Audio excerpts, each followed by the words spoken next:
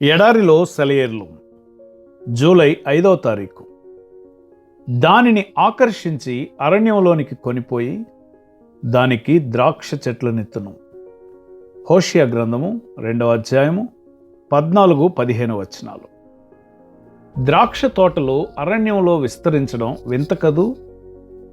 ఆత్మలో సంపన్నమవడానికి అరణ్యంలోనే వెదకాలేమో. అరణ్యం ఒంటరి ప్రదేశం, దానిలో నుంచి దారులు కనబడవు. అంతేకాదు, ఆకోరు లోయ ఎంత శ్రమల లోయ, దాన్ని నిరీక్షణ ద్వారం అంటున్నాడు.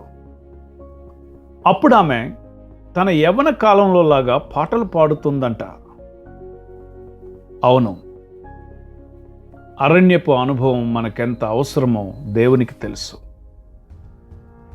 కలకాలం నిలిచి ఉండేదాన్ని ఎక్కడ ఎలా అనుగ్రహించాలో ఆయనకు తెలుసు.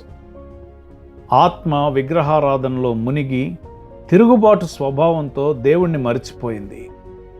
స్వార్థాపేక్షలతో నా విటులను కలుసుకోవడానికి నేను వెళ్తాను అంటున్నది. కానీ వాళ్ళు దానికి అందలేదు. అది దిక్కులేనిదై దారి తెన్ను లేక తిరుగుతున్నది. అయితే దేవుడు అంటున్నాడు, నేను దాన్ని ఆకర్షిస్తాను, ప్రేమగా మాట్లాడతాను, అరణ్యంలోకి దాన్ని వెంటబెట్టుకుపోతాను. మన దేవుడు ఎంత ప్రేమగలవాడు. దేవుని సెలయేళ్ళు ఎక్కడ దాగి ఉంటాయో మనకు తెలియదు. ఒక గండశిల కనిపిస్తున్నది.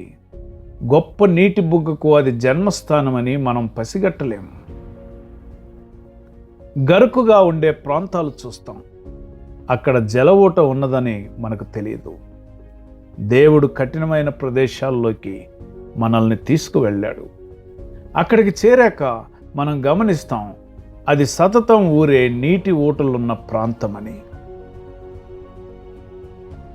దేవుడు నీ జీవితంలో కూడా కఠినమైన ప్రాంతాల్లోనికి, కఠినమైన పరిస్థితుల్లోనికి నిన్ను తీసుకువెళ్ళినప్పటికీ